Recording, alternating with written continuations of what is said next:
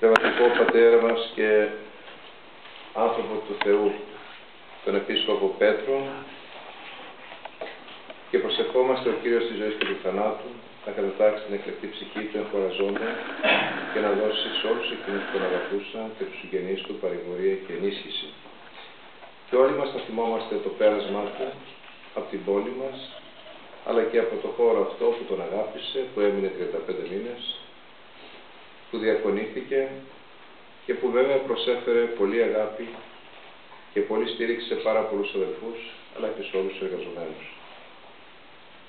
Θα ήθελα από αυτή τη θέση να ευχαριστήσω όλους εκείνους που ήταν κοντά του, με κάθε τρόπο, όλους εκείνους που του πρόσφεραν αγάπη και στοργή, τους ιερείς μας,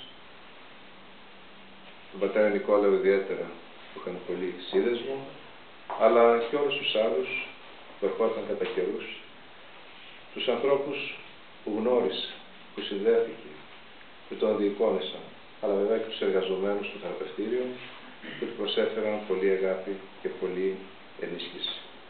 Από εκεί που είναι να προσέχετε για όλους μας και εμείς να θυμόμαστε τη μορφή του, να θυμόμαστε την αρετή του, την αγάπη του και προπαντός το ήθος, το εκκλησιαστικό, που νομίζω είναι εκείνο που σηματοδοτεί το πέρασμά του από τη ζωή της Εκκλησίας και της κοινωνίας. Του δούλου του Θεού Πέτρου Αρχιερέου σε αιωνία ημίν.